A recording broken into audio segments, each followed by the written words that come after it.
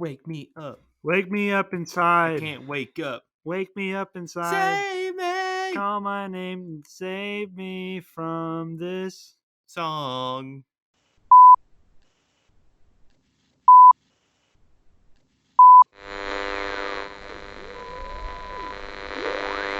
My name is Optimus Prime, and the Decepticons are interfering with our communications once again. It seems as if Megatron hates blind people. However, with our improving technology, we are almost able to completely stop their interference. You have been warned. Autobots, roll out! Howdy roundabout, all you shaggy goose egg boys, and welcome back to another episode of Al Pacino's Prison Scene.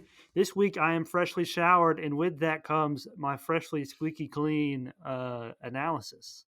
This is Thomas who took a shower, and with me, not as always, because if you listen to our episode last week, Jake got canceled. He's out of here. So today we have Jork.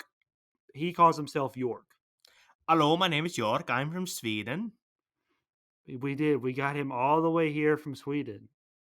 And that means he celebrates Jorgensten's Day or whatever it is on SpongeBob. It's pronounced Jorgenstein Day. Oh, okay. My bad, York.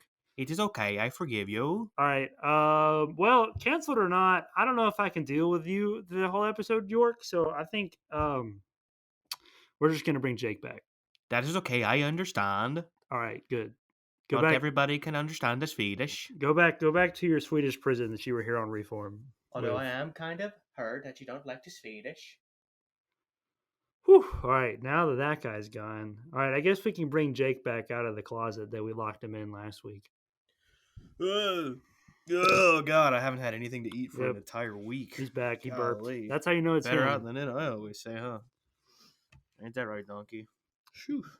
All right, so this week we are looking at the 2003 classic Daredevil.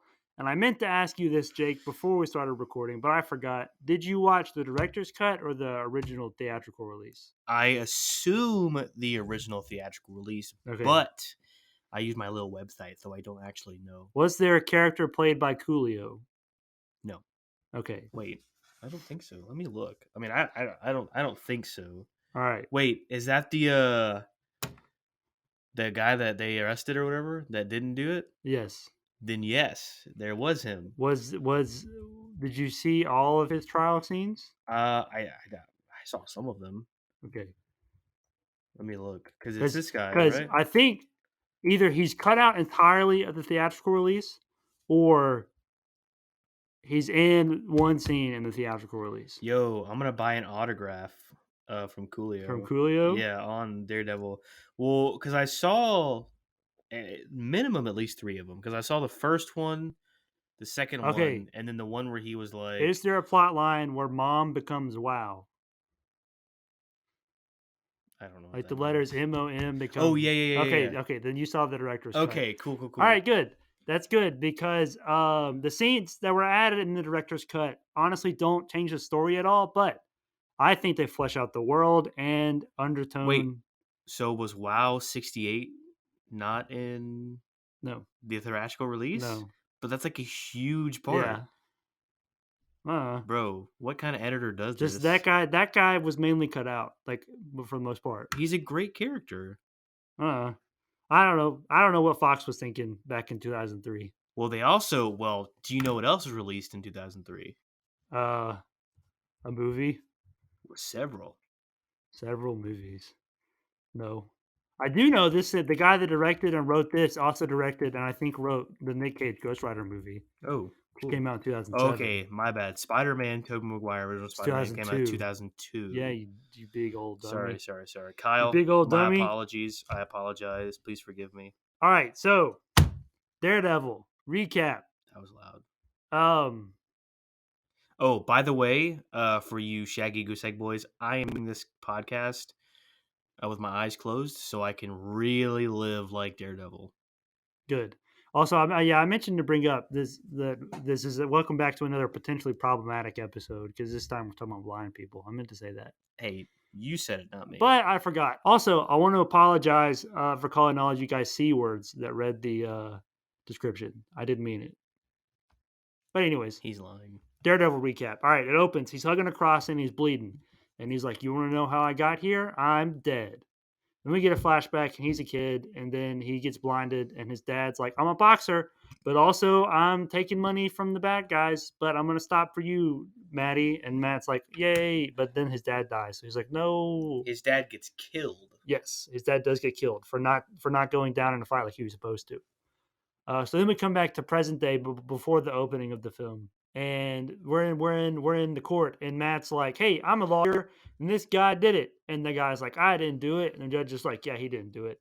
So then Matt's like, "I got to take the law into my own hands," and he goes out as Daredevil and throws that guy under a train, and is like, "I'm the judge. You made me the judge." And then the news reporter guy shows up, and he's like, "Well, Daredevil was here," and the cop's like, "No, he wasn't." And then the news reporter guy throws a lighter and lights up the two D's, and he's like, "Ah." And then Daredevil goes back to his secret hideout, and he's like, "Man, I wish one man could make a difference." And then I think he goes to sleep. That is what we're supposed to assume. He gets into the water. He gets into it's like a sensory deprivation tank. Right. So then the next day, he's getting coffee with his best friend Foggy Nelson, and Foggy's like, "Man, this guy paid us in fish, man." And he's like, "Well, that's what's cool." And then Daredevil's like, or Matt's like, "Oh man, I really wish I could have had some honey." And then Foggy gives him mustard, but then Matt puts the mustard in Foggy's cup. And then a girl walks in, and Matt's like, "Oh, who's that?" And Foggy's like, "She ugly." And then Matt's like, "I don't believe you." And he goes and talks to her, and she's like, "What, are you blind?" And he's like, "Yeah." And she's like, "Oh." Ooh. Um, Ooh. There we go. and then Foggy drinks the mustard coffee and goes, because it did not taste good. And then Matt and unknown girl are like fighting on the playground, and then she's like, "I'm Electra Nachos." No, she says electric nachos. Okay. And then she gets in the car and is like, "I'll find you." And he's like, "Okay." But New York's a big city, so you never know. And then I think after that is when they have the Coolio court scene, and Matt's like, "Hey, did you do it?" And he's like, "Nah, man, I'm innocent." And then he's like, "Okay, we can take him." And then Matt goes, and Electra finds Matt somewhere, and he's like, "Oh, you found me." And she's like, "Yeah." And he's like, "All right, let's go to this rooftop. It's about to rain. And then when it rains, I can see you." And she's like, "Okay." But then he hears some people that need help, and he's like, "Oh shoot, I gotta go help them." Bye, Electra, electric nachos. And then he goes and helps the dude, but then, or no, yeah, he helps the dude, and the other dude runs away. And so he gets the dude who is the bad dude, and this little kid's like, "Don't hurt me!" And then Matt's like, or Daredevil's like, "I'm not the bad guy." And then he stands on the roof, and he's like, "I'm not the bad guy. I'm not." So then he goes to church all alone, and the father's like, "If will you come here on Sundays, there'll be other people." And he's like, Matt's like, "Well, I like being alone." And the priest is like, "Okay." And then I don't know what happens exactly after that. At some point, there's another Coolio court scene. And then they're like, "Man, we got to figure out what's going on with this." So they go to the apartment, and they find a piece of paper that says WOW 6-8. It says MOM 6-8. No, it says mom 9-8. No, And then they flip it, and it says it's mom 6-8. They don't flip it yet. And they find something that says MOM 6-8. Okay. And then he's like, "Well, this is going to be useful later." And then somewhere else in the city, Wilson Fisk is like, "Bring me Bullseye." Yeah, Electra's dad wants to leave, and I'm gonna kill him. And so Bullseye comes in and kills a bunch of people on the way, and then he's like, "Huh? I'm Bullseye, huh?" And then it's the party time. They got invited to a party, so Matt and Foggy go to the party, and then they're like, "Oh, Electra, I'm blind. I can't see you." And she's like, "I know, but I wish you could." And Wilson Fisk is like, "Ha ha ha. You're little lawyers." And Matt's like, "We'll never hire you because you're not innocent." And then Fisk's guy Wesley is like, "Yeah, we don't want you to hire us anyways." And Electra's dad's like, "Oh no, we got to get out of here." And so they drive away, and then Bullseye kills Electra's dad with Daredevil's sticky thing, his stick. And then Electra's like, "Oh man, I'm mad at Daredevil. I'm gonna kill Daredevil now." So then Matt's on a rooftop. Or no, then Matt's like, "Electra, it's your dad's funeral. Don't do it." And so then he gets in a car because she's like, "I'm gonna do it." And then Ben Urich's like, hey, man, I got some stuff for you. And he's like, oh, okay. I'm going to go talk to this cop now. So he goes and talks to the cop and steals the cop's car and crashes the cop's car. And he's like, oh, this is what you get for being a dirty cop. And the dirty cop's like, he's going to kill Elektra. And then Daredevil Matt's like, oh, no. And so he goes and puts on the suit. And he's like, Elektra, it's me. And Elektra's like, oh, no, I stabbed you. And the Bullseye's like, I killed her. And then Daredevil's like, oh, no, you killed her. So then we go to the church, and it's where the movie started. And then Daredevil's like, oh, Bullseye, why would you do this? Priest man, get out of here. Priest man's like, okay. And so Bullseye's like, oh, I'm going to kill you with the stained glass window that I just broke. And then Daredevil's like, no, you're not, because I believe in God. And then bullets go through Bullseye's hands. And he's like, oh, no, you took my hands. And then Daredevil's like, oh, well, I'm going to throw you out the window now. So then Daredevil goes to Wilson Fisk's office and is like, oh, shoot, Wilson Fisk, we're going to have a fight. I broke both your kneecaps, and now I'm blind, man. So you just got beat by the blind guy. Don't tell anybody. And Wilson Fisk is like, okay.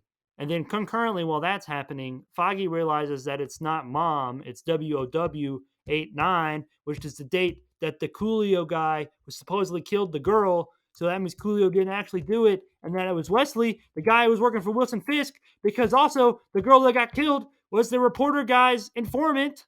Duh. And then so Wesley gets arrested and Fisk gets arrested and all the bad guys are arrested except Bullseye's in a hospital chair and he throws something at a fly and he's like, I did it. I'm Bullseye. And Daredevil's like, man, Ben Urich, don't post that newspaper. And Ben Urich says, okay. And then Daredevil says, I live in darkness forever and jumps off a roof. Is he as fast as Sonic? Like, well, he's blind, so Oh, doesn't matter. Rip Michael Clark Duncan though, for real. Yep. Shout out to our boy. Which I think he was perfect casting for Kingpin. Oh yeah, for sure. It's the size alone, but then also he acted pretty. Although good too. I do like the TV show Wilson Fisk also. Vincent D'Onofrio. Yeah, is that his name? Yeah. Yeah. What was Joe Pantolini in? Who's that? That's the Urich. Ben Urich. Yeah. Oh, Ben he's Urich. the guy in Memento. I was like, hey man. Oh, go get the other yeah, people. He's also yeah. Cypher in the Matrix. Yes. The guy that's like, man, I love eating virtual steak. Yes. Okay. All right, Thomas. What do you? Okay. Okay. All right. Let me say this first, actually. So Thomas got on to me on how I analyze movies. So this is my first time doing it differently. Well, that's not true. Some of the movies I haven't seen as much, so I don't go in because I don't know anything. But then, like with Sonic and then Sky High, I was like, all right, here's what I think this movie's about. Then I watched it and I was like, all right, I was right. This time I did not do that. However, there is one thing I thought about before the movie, and it's an old adage. It's only when you are blind can you truly see. When it rains, it pours. There you go. It's raining. Hallelujah. It's raining men. So I wanted to get that out of the way, just so you know I didn't completely go in blind. Uh-oh. All right, Thomas, lay it on me, baby. Okay, so I wrote more notes for this movie than I have for any movie we've done so far. But that does not mean that I know what I'm going to talk about. Because I think this movie had layers upon layers of stuff to dig through. And I was not expecting that. I'm pretty sure this is the first movie we've pulled out of the fishbowl that I put in there. Yeah. Um, This one was written, wasn't it? Yeah. Okay. Number one, I really like this movie. I've always liked this movie. Okay, so this is the first time I've actually watched it all the way through, Mhm. and I liked it a lot. Well, number one, the director's cut is a lot better than the theatrical release. But I still because growing up, I was watching the theatrical release. I loved it for one reason and one reason alone, and that was Colin Farrell as Bullseye. Every time he points to his head, he's like, Bullseye, huh? Yeah. That gets me every time. I love that. But so because I'm familiar with the show and then the recent show, the Netflix show, which I'm going to try not to talk too much about, is also amazing. So go check that out. But I'm familiar with that, and then I'm familiar with some of the themes from the comics. I knew that religion was going to play a part in this. Mhm. So the first thing I wrote down before the movie started, I just said God shit because I thought there was going to be some shit about God in here, and I think there is. But that is, I'm conflicted about that because I don't know if it's necessarily religion, and like you're more versed in this than I am, so you're going to be able to talk about, or at least the comics and Daredevil as a character. But it didn't really feel like religion. It felt more like morality than religion, and the morality based in Catholicism rather than a direct correlation to Catholicism. Does that make sense? Yeah. And that will play in. There's 5 questions that I think this movie asks over its course, and they all kind of weave back and forth between each other. And I wrote these down afterwards. I wrote, what is justice? What is morals? What is truth? What is faith? And what does it mean to be blind? Because, and the reason each of those questions pop up is because number one, justice, because that's what Matt's talking about the Yeah. whole time. He's a lawyer, and then he thinks he has to take justice into his own hands. Mhm. But in doing so, in the opening court scene of the film, I think the first line he says is, we're here today to find truth, to find justice. And by saying that, he is equating truth with justice, which they are not necessarily one and the same thing. Mhm. And then as far as the question, what is morals, that's seen with him as Daredevil when he's like, I'm not the bad guy. Am I the bad guy? And then also with his dad, with the quote from the fixer guy Fallon, he says, if I can find it, you, ooh, that's not it. All right, here it is. Now it's your turn to take a fall. Think about your boy, Jack. I'm sure you'll do the right thing. And so to Fallon, the right thing would be to going down in the fight. But Mhm. then to Matt, it's not. He has to get back up, and that's why Right. Matt cheers for him. And he gets back up, and that costs him his life. And so it's like, what was the right thing to do there? Stay alive for his son, or show his son never to back down? And then what is faith comes in, because obviously Matt goes to the church a lot, but then also he's thinking a lot about his faith in humanity. Mhm. So it's not just faith and religious faith. Right.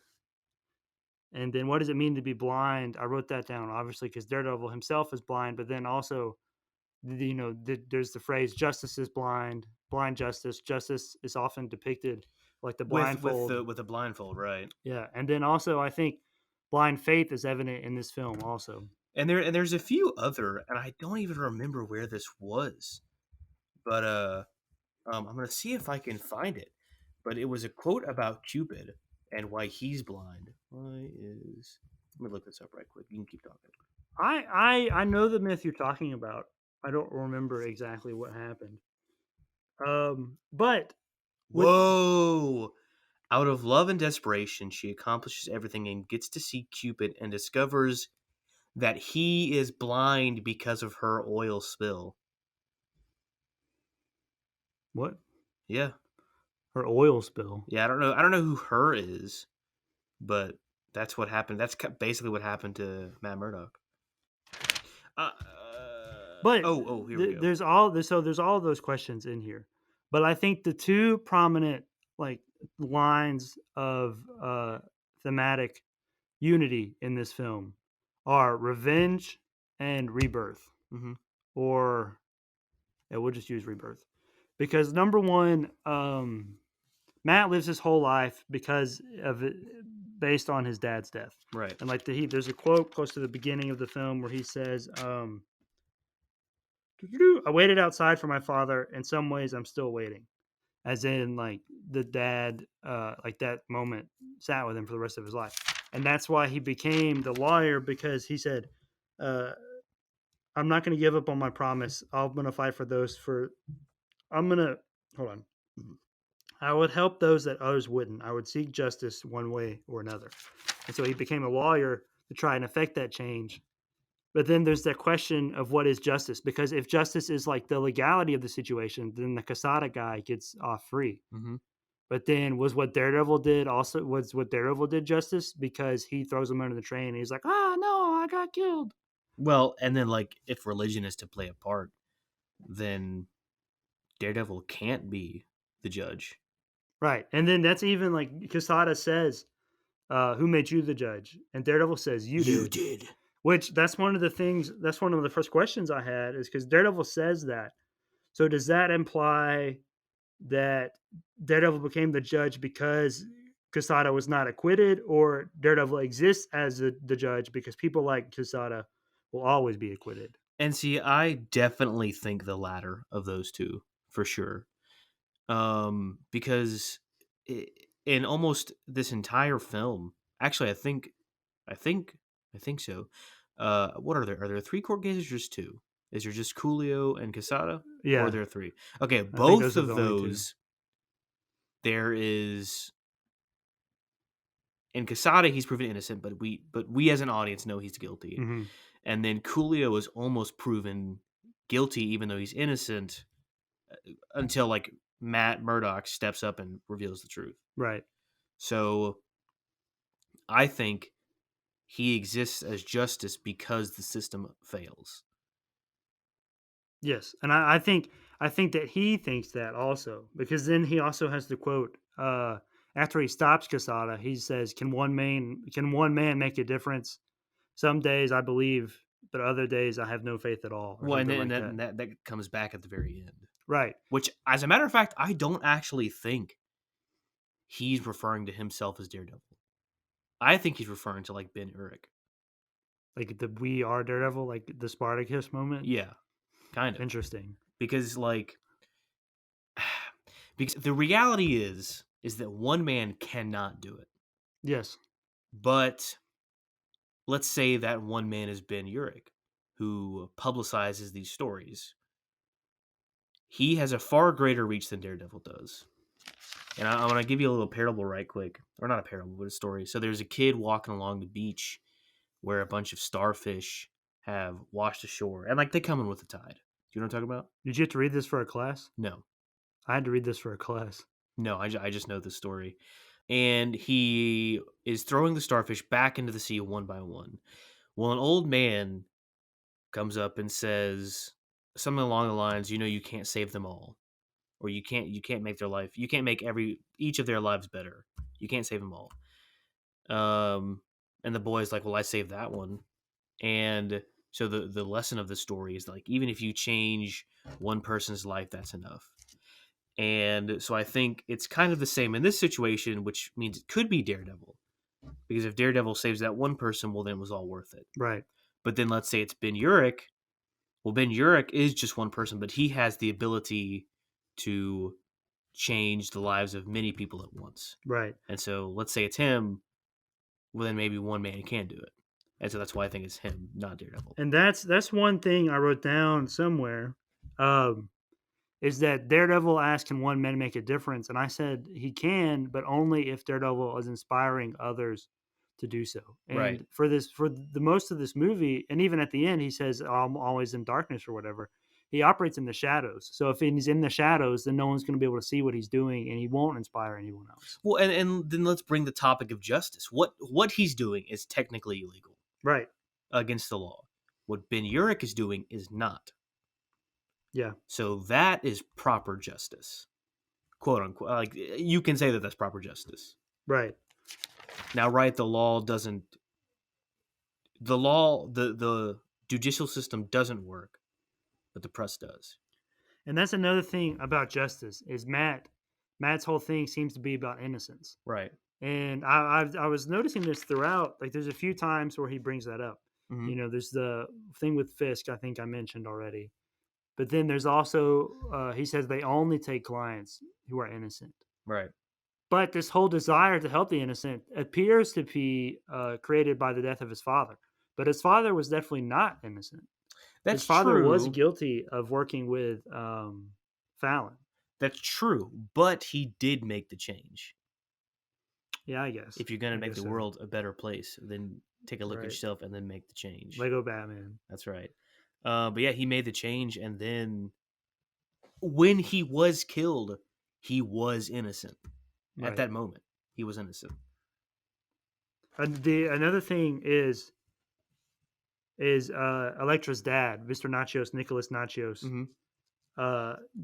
When not Mr. Nachos gets killed is when Daredevil like throws his tantrum and whatever. Right. So that would seem to imply he's doing so because this is the last, like this is like the final straw of being unable to protect the innocent. Well, again, because, and I think another part of it is that Electric Nachos thinks that Daredevil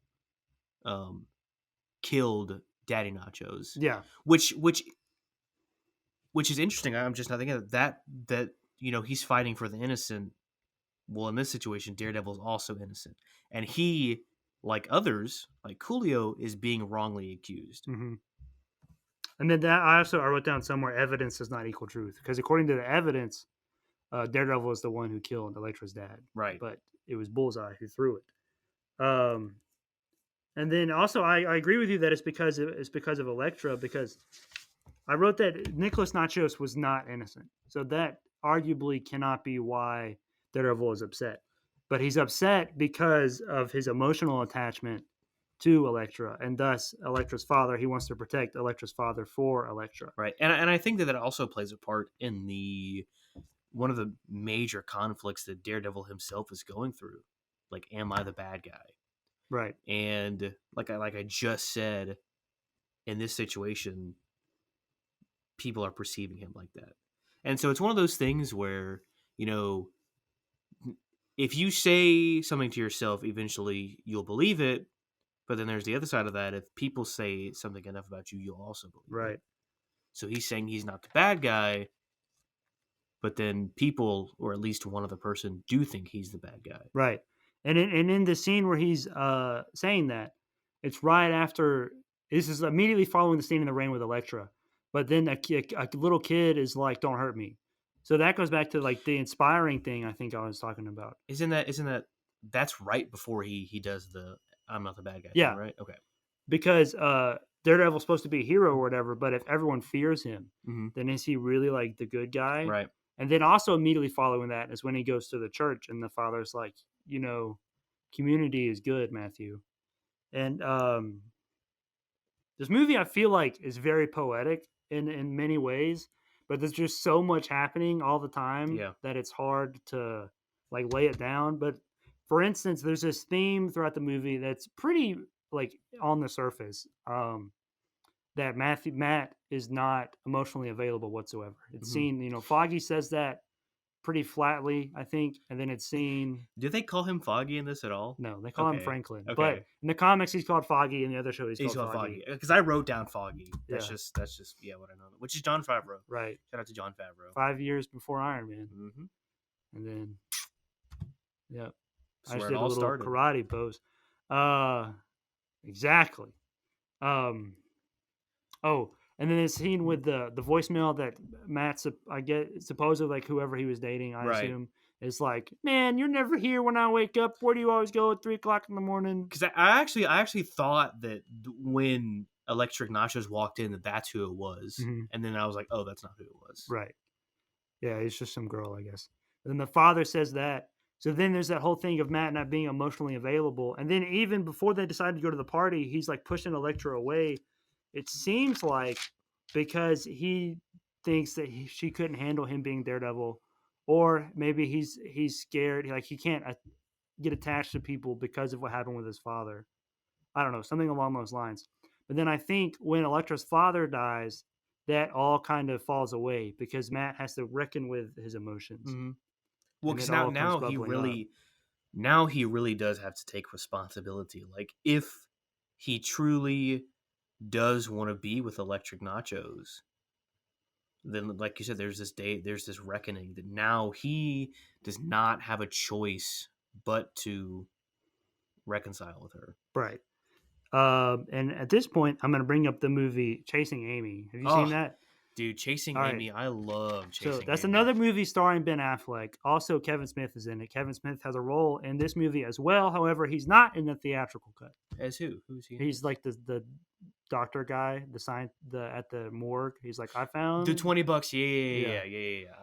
Yeah. So in the movie Chasing Amy, Ben Affleck plays a character named Holden. I think that's not really important.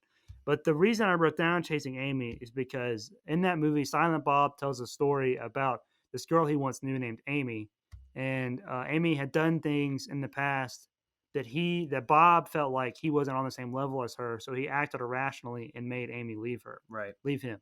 But then only after that did he realize that that part of the relationship didn't matter. What happened before didn't matter. What mattered was that Amy fulfilled something in him that he was missing.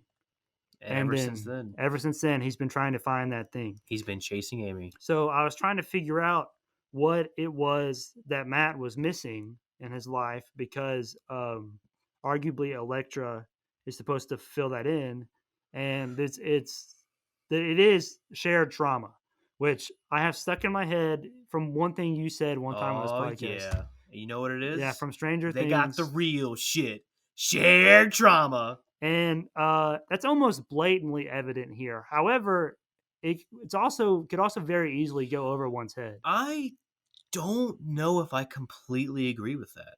What? Like, I think that plays a part of it, but I think it's a bit deeper than that.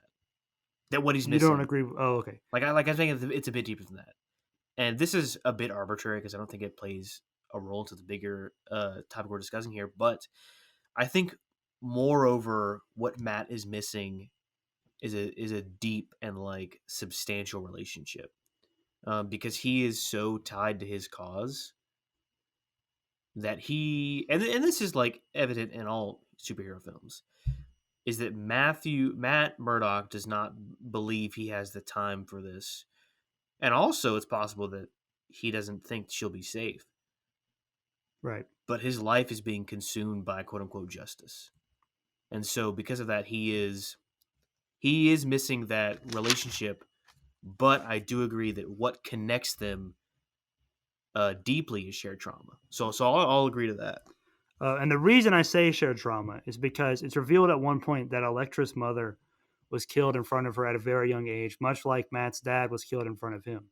So that puts them kind of on the same path. Well, and then she brings up she wants revenge.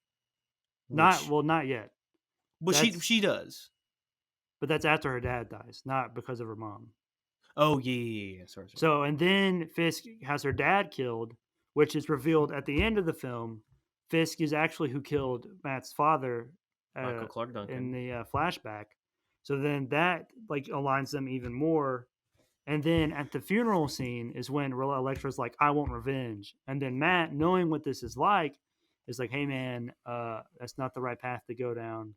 But Elektra doesn't know that he's Daredevil, so she doesn't know because Matt tells her, "Hey, I know how you feel," and she says, "You don't know how I feel," which is interesting because all the way up until he doesn't kill Kingpin, at least I did. I thought that was going to be the end goal, was to get revenge on Kingpin, and now he does in a way, but he actually does in the end let the justice system take Kingpin in, which is totally different from the rest of the film. Right.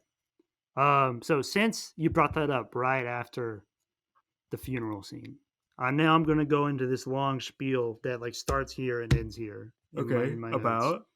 All right, so it rains 3 times in this movie. Right? The power of threes. And the first time it rained, I made the note again. Oh, you're right. It does. Thinking biblically that the rain represented kind of like a baptism or like a rebirth.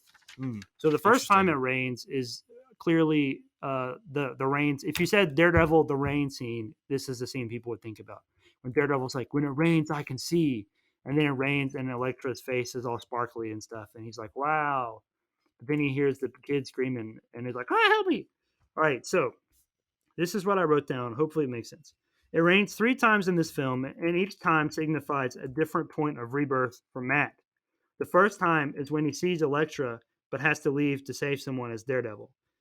And in the process, he scares a kid, which causes him to question whether or not he is the bad guy. This prompts Matt to seek solace in an empty church, perhaps looking to God for answers, but he is confronted by a priest and is forced to address his self-imposed solitude. And the reason I say this is a rebirth is because, hold on, I wrote it down earlier. I can't find it. All right. Anyways, the reason that this signifies a rebirth is because Matt appears to be becoming a new man with Elektra. Like he's opening himself up, and it seems like he's ready for this relationship. But then he must leave to be Daredevil. And then also, this is when he starts to confront with the question, "Am I a bad guy? Is what I'm doing truly just?" So then he evolves there, and then by the next rain scene, I think he has decided to give up being Daredevil altogether and just be Matt Murdock. So the second rain scene is at Elektra's dad's funeral. And at this point, it appears that Matt has given up being Daredevil because he failed to save Nachos. which is what I think the meaning behind that little tantrum was. I think that was meant to signify that he's not going to be Daredevil anymore. Similar to in Spider-Man 2, Sam Raimi's Spider-Man 2, when Peter throws the suit into the dumpster, which is a little different in that film because Peter also lost his powers. But at this point, it seems like Matt's not going to be Daredevil anymore. And then Matt tries to convince Elektra not to go down the path of revenge because it has taught him nothing but pain and loneliness. It fails to do so, which is symbolically represented by Elektra putting up her umbrella, preventing Matt from seeing her, shrouding her in darkness from Matt's perspective. And then also immediately following this scene, Ben Urich comes up and he's like, "Hey man, I got to tell you something." And then Matt's like, "No, I don't want to hear it." But then Urich gets in Matt's taxi and says, I got news about the Tachios case, which is the case that Coolio is being tried for. Tachios was my informant for Wilson Fisk. So I think she was killed by the cop, McKinsey, or whatever his name is. And so this talk reminds Matt with the unjustness in the world. And in Hell's Kitchen, the innocent are proven guilty and the guilty are proven innocent. And in this film, that always goes back to Kingpin. However, following the scene, Matt goes to confront the police officer not as Daredevil, but as himself. And that's why I think that second reign is the rebirth there, because he's given up the suit, the guise of Daredevil, and he's now just going to go about the world as Matt. But then McKinsey tells Matt that Fisk is going to kill Elektra, and so he puts on the suit to go protect her, which leads us to the third time when it rains, which is during Matt's battle with Fisk. And at this point, Fisk is expecting Daredevil, and Matt is angry because Elektra was killed by Bullseye, who Daredevil subsequently defeated, but then in the process learned that Fisk was responsible for the death of Matt's father. And this fight takes place inside, but Matt eventually busts the pipes in the room, effectively making it rain inside as well. He does so after Fisk rips off the Daredevil mask and tells Matt that killing his father and Elektra was just business and really of no consequence to him. It is in this moment that Matt is truthfully and finally born again. As for most of the film, I think Daredevil was the true identity and the lawyer was the secret identity. But here, faced with the unjust reality of the world, Matt decides not to be the bad guy. He decides to be a hero, to be just, and let the law handle Fisk. Matt now has faith that one man can make a difference, but that man is not Daredevil. That man is Matt Murdock, the lawyer, which is symbolically represented by Matt not only having no mask on in the fight, but then he leaves the mask there with Fisk, almost as if he's burying that persona. However, and then like stands over the city without the mask, which I think was supposed to represent his true form. However, that rebirth might be undercut a little bit at the end when he has a suit on again. But then, as you were saying, maybe Daredevil, in quotes, has made his difference, and so now Ben Urich can make a difference with Daredevil. Yeah, because something you said in the recap, you said that Daredevil tells Urich not to run the story, and Urich is like, "I'm a reporter, kid. What do you want me to do?" So initially, Urich is going to spread the story, but then he doesn't. He makes a decision not to, Right? which I think is an important detail. And this is also where I think the Coolio case comes in, because if you take it out of the film, arguably the story is still the same. But I don't know if I'd agree with that. With the Coolio case in, it adds a little more symbolism and like underlines everything. So first, since I just finished talking about it, the thing with Fisk and the whole legality of the situation, as Jake said earlier, Matt does not kill Fisk. He says, "I'm not the bad guy," and then he lets the law take care of Fisk. And the movie ends. We see Fisk is now in jail, so the law worked. But then additionally, the legal system worked for Coolio because he's set free. He's not prosecuted. Well, because for most of the case, Matt Murdock is working as Daredevil and is absent. He doesn't help Coolio in the courtroom. But then afterwards, he does show up, not as Daredevil, but as Matt Murdock, and sees justice. rightfully or properly, I guess. Right. And then the other thing that I think the Coolio case kind of underlines is this theme of corruption Oh yeah. within the police department. Because I mean, you have the scene, you have the Casada court scene, and Daredevil's listening to his heart, and he sounds like he's lying. Yeah. And so that's obviously evident there. So if you didn't have the Coolio stuff, that would still be present. But then it comes up again, only this time, according to the heartbeat that Matt listens to, the guy's not lying; he's telling the truth. Right. Now Matt finds out that this is because the dude has a oh shoot, what's it called? Pacemaker. Yeah, he has a pacemaker that regulates his heartbeat, so that way it wouldn't accelerate when you lie. Right. However, I'm pretty sure that in real life, the only reason your heartbeat accelerates is if you believe that like you're going to get caught. Like if you think that you won't get caught, your heart rate will probably stay the same, and that's how Yeah. you cheat a lie detector test. So this, to me, I think is metaphorical for how with Fisk in power, um, the law is not correct. Right. It's corrupt. And I think the show handles this a bit better. I mean, the show, I feel as a whole, is just better. But I think here, especially with Foggy's character, for sure, Murdoch and Nelson Law was started to help the innocent, the people who couldn't afford lawyers, yada yada yada.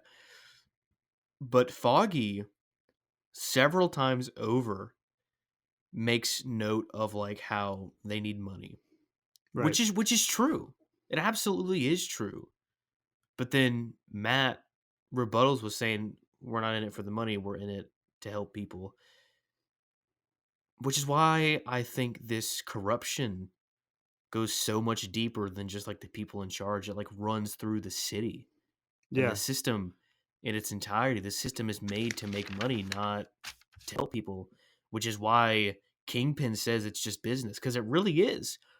Morality has been left in the past, for sure. Now, what he's doing is evil, but it's not. Kingpin's thought is not to be evil. It's, like he said, just business. And I think that Foggy here experiences the same thing, now on a much more ambiguous and much more good level. It still exists. He's still like, hey, we need to make money to operate, which is an unfortunate truth, because if they don't make money, well, then they might go out of business, and if they go out of business, well, then they can't help people in need. Right. So I think that corruption goes deeper than just on that surface level. About it just being business. One thing I think is interesting is even though Kingpin has that quote when he's getting ready for the fight to Daredevil, it's the first time he takes off his suit in the film. Yes. And and I don't mean like a super suit. I mean like a blazer and his tie and vest and stuff. And when Daredevil gets there, it's just like the wife beater shirt. Yeah, and it's almost symbolic of shedding that business identity. Yeah, and then that's accentuated by Wesley tells Fisk to get out of there, basically, and Fisk is like, "I was raised in the Bronx, Wesley. You wouldn't understand." So by taking off the thing and just wearing the wife beater, it's like two blue collar workers going at it, Right. because Fisk is no longer wearing his suit, but then also Matt doesn't have his mask for a majority of the fight. So it's both of their true identities at play here. Yeah, it's no longer. At least I feel this Not, way. it's not the Kingpin versus Daredevil. It's Fisk versus Murdoch. Murdoch, right? It's much more of. So Daredevil represents like the justice, Yeah. which is, I want to say amoral, but it's not completely, because justice exists within morality.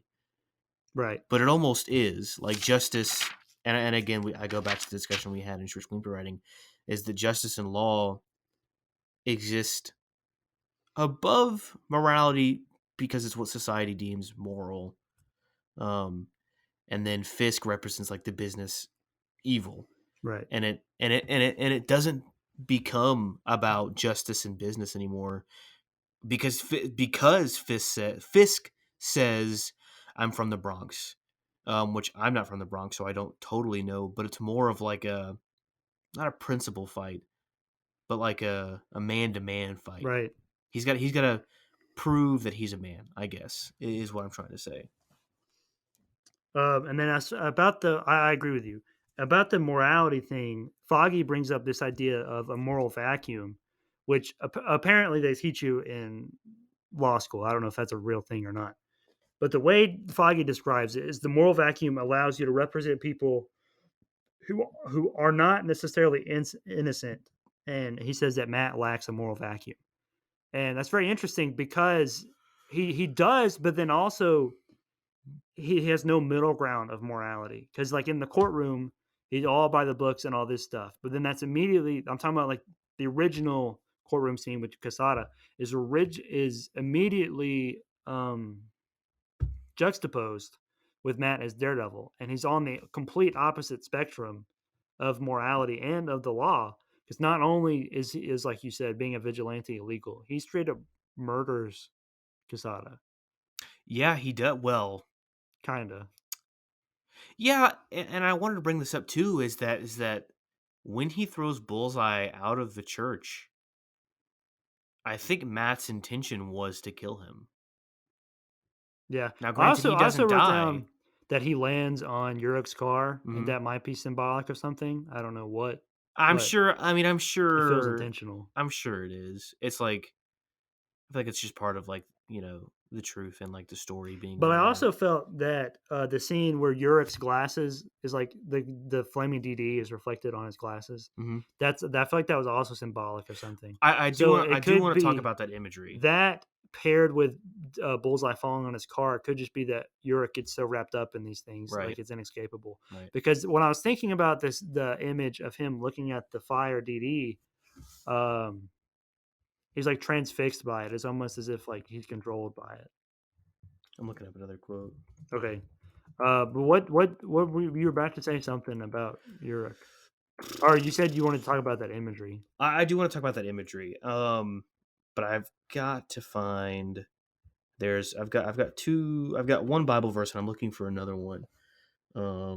So Well, since you're going to look up Bible verses, there's a few biblical things I wanted to mention. I don't really know exactly what they are about. Number one, the movie opens with and it like pans up to the church, and Matt or Daredevil is hanging on to the cross at the top of the church, and that's from the Born Again storyline of Daredevil. But what's interesting, I think, is that blood is streaming down the face of who I believe to be Mary. Uh, and there's other imagery throughout the film that seems to denote that Mary and Matt are the same. So there's one part where the camera is like focused on Mary's face of the stained glass, and then it transitions to Matt's face, but it's in the same position. mhm. And I don't know enough about Mary to like know what that's about, but that's definitely there. And then of course, when Bullseye's hands get shot, they get shot where Jesus was crucified on all the images. Ooh, I did not think about that, but that is very true. That is very true. One thing I do want to bring up before I talk about these Bible verses and the imagery here is that I was hoping to pick up something along the lines. There's the adage, "See no evil, speak no evil, hear no evil," Right. and I was wondering if all three of those existed within this film. There's obviously see no evil, for sure. And this kind of goes to your question: what is blindness, or what is being blind? And then the quote I started off with: fear is perception, right? And we all agree with that. And especially the first interaction between Daredevil and Bullseye is Bullseye throws little ninja stars at Oh, he misses. Daredevil and he misses. That's because people rely on their sense of sight way too much. And he didn't see it, he heard it, and therefore he was able to react quicker. Right. But also because he cannot, quote unquote, see evil, it's easier for. I'm not sure exactly where I'm going with this, but that was a. Well, I mean, I think that whole adage could just be applied to the corruption angle. That like everyone turns a blind eye Yeah. to the goings on of being wrong. Even Foggy is like, let's just take someone we know isn't innocent to make some money. It's all about that paper, boy.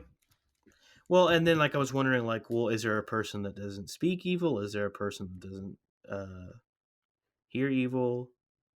But I forgot that I was doing that, so I didn't pick up on anything else. But I do think that there's something there for sure. I'm looking for Peter. Sorry, I want to read out of the Bible, not Okay, so the imagery of fire is obviously relevant here, but what I find most interesting is that it is clashed against Catholicism, clashed against the Christian religion, Right. because Matt Murdock is doing supposedly God's work. He says something about that. I don't remember where. Well, let's just say it has to do with him being Catholic, Okay. right? And him trying to find peace or forgiveness through God. It's super interesting that he would choose the devil to represent him. Right. Well, I think the reason he does is because his dad's boxing name was Jack the Devil Murdoch. But what's interesting is I'm pretty sure that's not his name in the comics. I'm pretty sure in the comics he's called Battling Jack Murdoch. Well, that's what it is in the show too. I'm pretty Okay. sure. And then also, I think this was spoilers for Daredevil season 3 if you haven't watched it. I think this was revealed in season 3 of Daredevil. If not, then it doesn't really matter. But in the comics, Matt Murdock's mom is also a nun. So then his mom being a nun and his dad being quote unquote the devil is a very interesting dichotomy there. And I think that could be just representative of number one, Matt's question of what is justice, what does it mean to be justified? And then number two, like being moral and amoral. Right. And like you said, he says the devil comes for his due. Let's see. I wrote something about it, if I can find it. Okay, so number one, Daredevil, and you mentioned this earlier, Daredevil says that he will seek justice. It's the quote with the first case with Quesada. And then he heavily implies that he is that justice. Right. And that justice will find him, and then like you said, who you just said judge, yada yada. So like you said earlier, in the beginning of this film, and for the most part, Daredevil thinks that he is justice, which is interesting that he's called the devil because the devil is often associated with sin. But Matt is doing the right thing, supposedly, by cleaning the filth off the streets, which is juxtaposed with him as he goes to church all the time, or at least, but never on Sunday. But never on Sunday until the very end, right? But never on Sunday, which I think plays into that part of him being like, I'm not the bad guy, because I think he is conflicted, definitely, because he is a devil, but he wants to be quote unquote good, right? And there is a quote, 2 Peter chapter 3 verse 10. I like the King James version. That's what I'm going to read, and I couldn't find it in my Bible, and I don't feel like doing it. It says, "But the day of the Lord will come as a thief in the night, in which the heavens will pass away with a great noise, and the elements will melt with fervent heat. Both the earth and the works that are in it will be burned up." And then there's the story of Sodom and Gomorrah being burnt to the ground with fire. And there's a few other quotes too. But then there's also, and I don't know where this is. It's in the Old Testament, that there's a pillar of fire which leads the people of the desert right out. I know what you're talking about. And then there's also another quote from Matthew 3, verse 11. "I indeed baptize you with water unto repentance, but he that cometh after me is mightier than I, whose shoes I am not worthy to bear. He shall baptize you with the Holy Ghost and with fire." So Jesus is the one baptizing with water, but then God is the one baptizing with fire. So I think that's super interesting that imagery still exists. It exists within the Bible also. And so there's obviously some merit here to what's happening. Right. At least this imagery is because both fire is both used as a cleanser and a destroyer. And so that symbolism also works here. It's analogous to what Daredevil does. Not only is he destroying the evil, but he's cleaning it off of the streets. And so maybe that's where this conflict comes up with, is that, like, yes, I'm getting rid of the evil, but at what cost, kind of thing. Like Gamora asks in Infinity War, but what did it cost you? And Thanos is like, everything. Everything. So I guess Daredevil has to decide whether or not it's worth it. And I think, like you said, he does at the end. But I just think the imagery with that whole symbolism and those parallels, I find quite interesting. Is that the only scene in the film that has fire? Is Which it one? the DD? No, there's another shot that I think is really, really cool. It's when he's at the pool hall, and all the pool tables are on fire. Okay, yeah, And yeah. he gets up and he steps up on the pool tables and walks through the fire, which is awesome. While this like super hardcore rock music is playing. Oh, it's actually before. It's before the DD. Yeah. Because he's there and then Quesada runs out. So yeah, I think that's Which that might be kind of, I don't know if the devil ever walks on fire, but in the Bible Jesus walks on water, so that could be trying to flip that. They're right. saying he's lost his ways, and then so walking on fire is symbolic of that.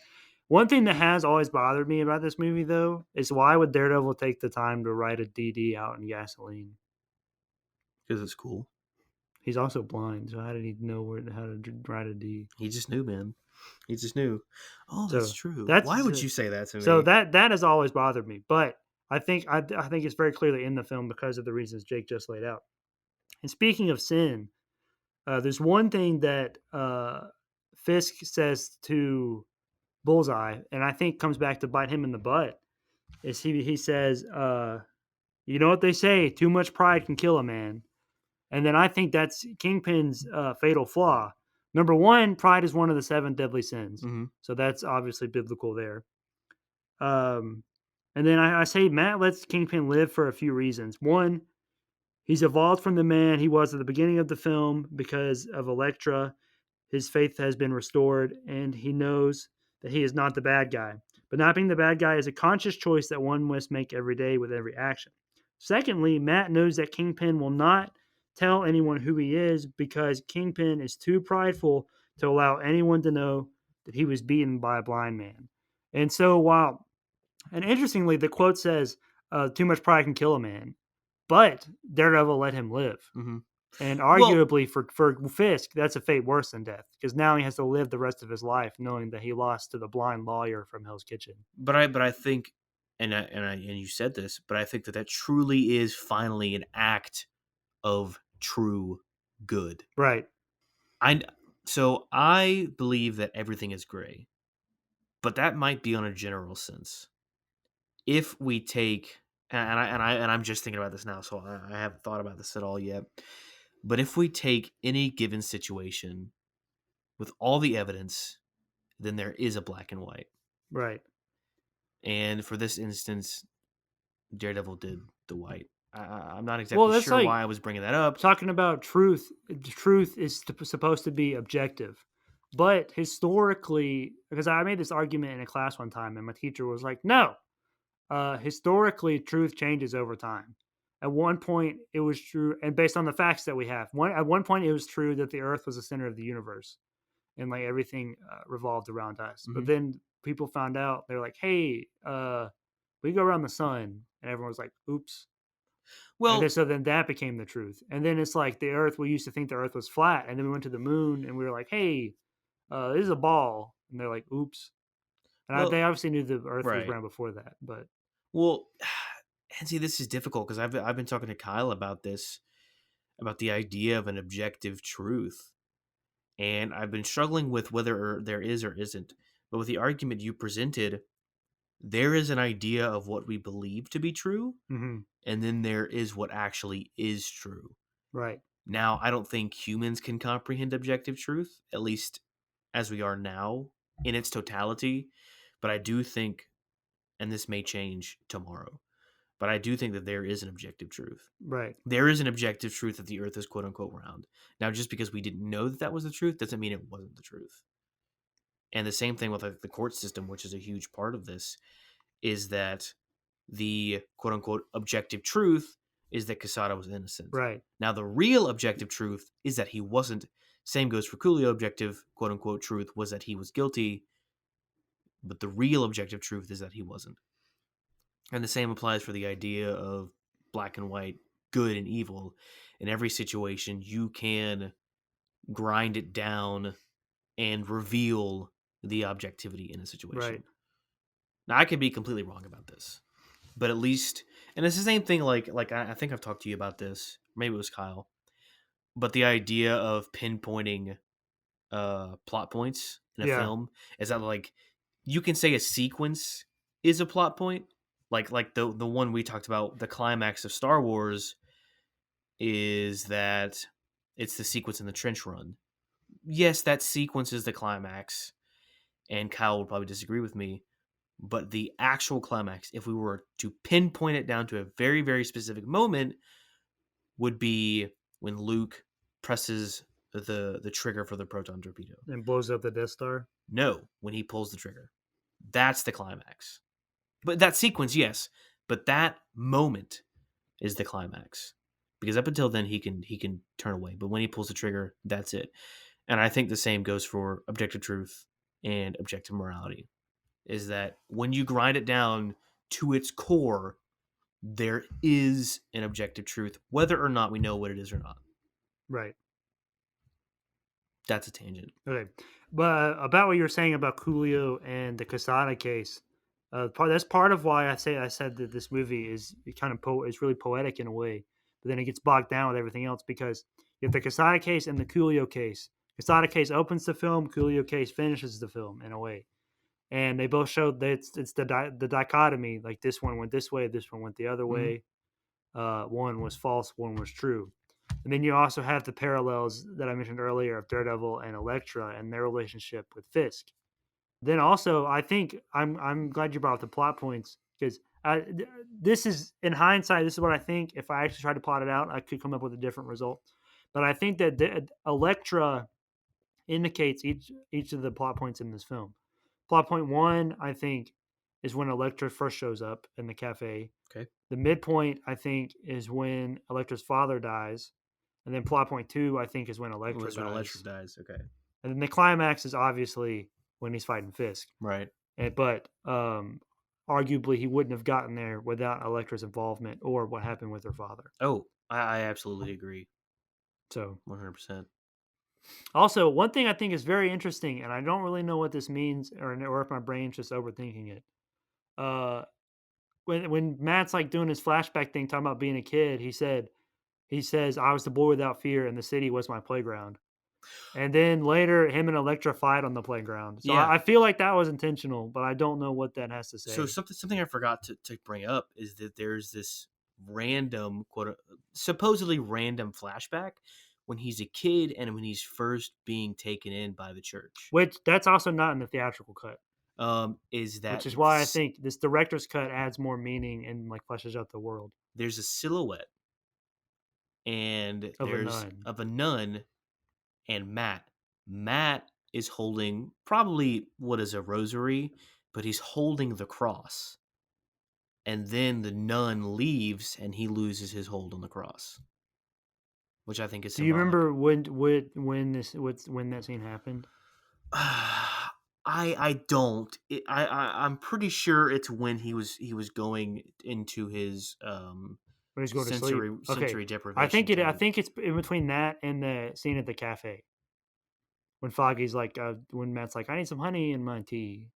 I don't know if it was that early, but regardless, that scene exists. Yeah, which I think is super. I mean, and I notice this. I operate under the premise that everything in a film is intentional, and so a huge part of this is the struggle between faith and like the real world, however you want to put it, and that symbolically represents him losing that faith. right, and that's part of why I think He gets the necklace at the end too, so he regains that. Where? At the end, he goes up on the roof because remember she lost her necklace, and then he goes Oh, up at the the end Braille and he necklace. gets it back. Well, but that's not the necklace she had. Oh, is it So not? no, see the thing there is supposed to be like, oh, Elektra's not dead, but then they never made another movie Oh. because her necklace was like a good luck charm, but it didn't have Braille on it. Oh, And but then he he's said, like, "Man, I wish I had one of those that was in Braille." "Oh, I didn't even notice that." And then so he finds it. And there is an Electro movie that supposedly takes place in the same universe as this one, and I have seen it. I don't. The only thing I remember is that I thought it was really bad.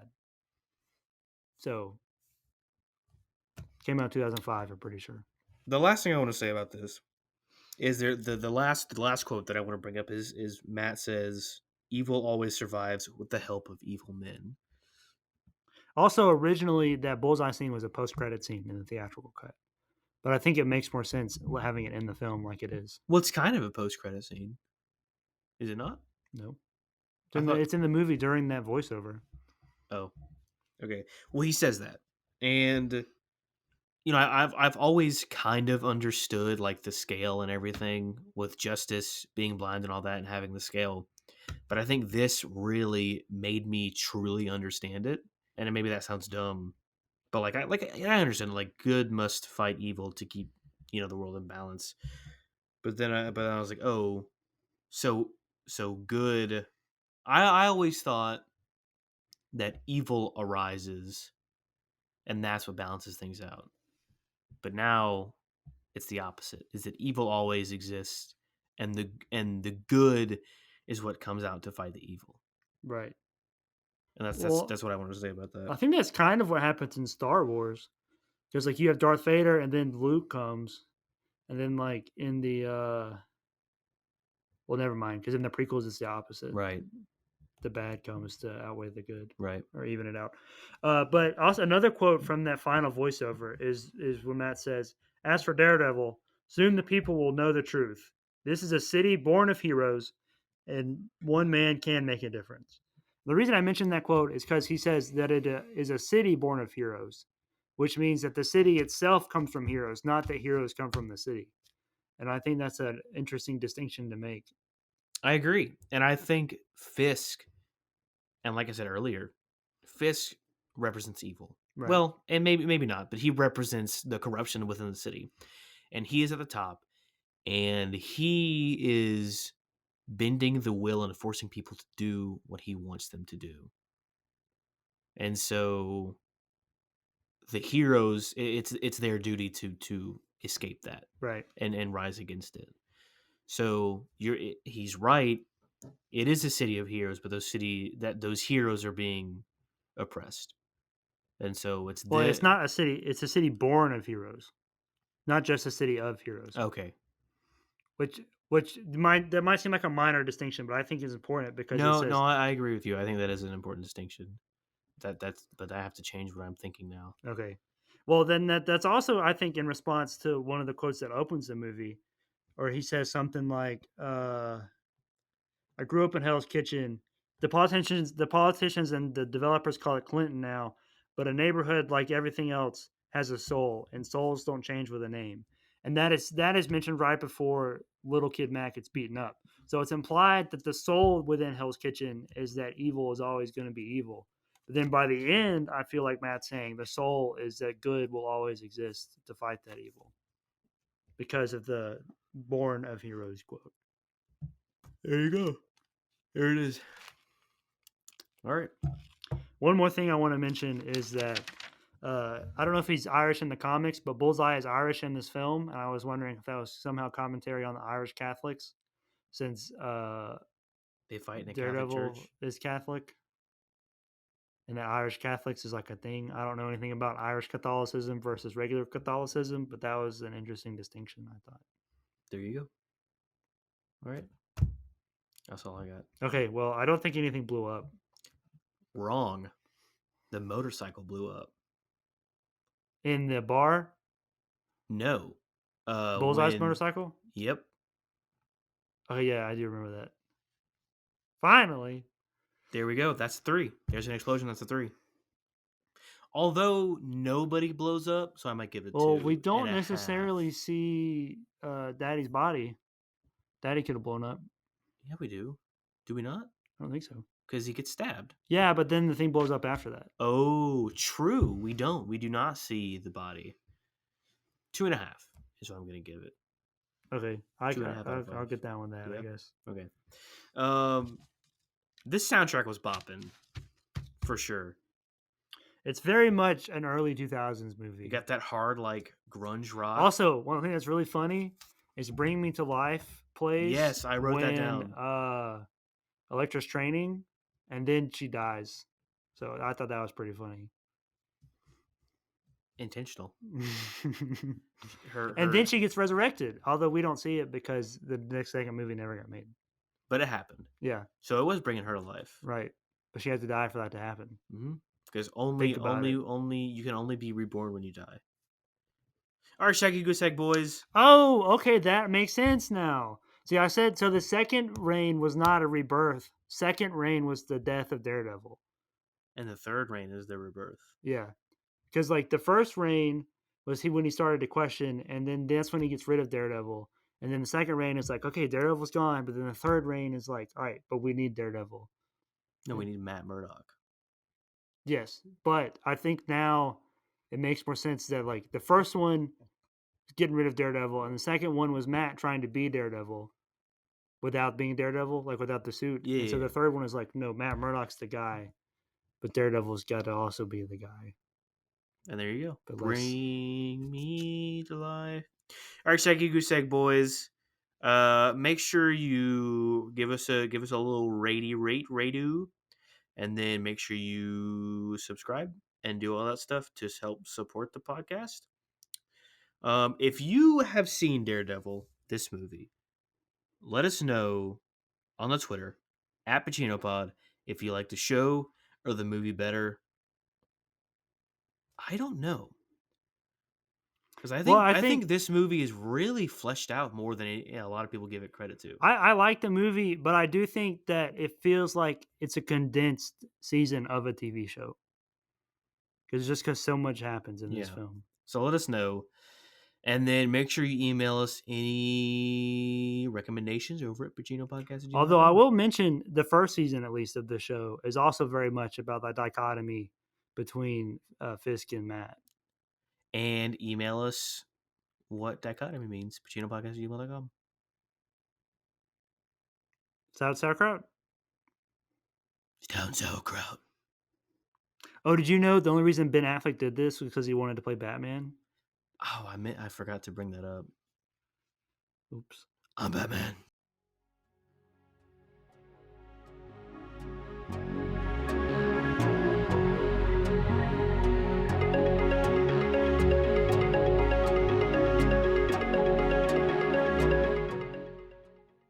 Get that corn out of my face! You just spit all over me. Get that spit off of my face!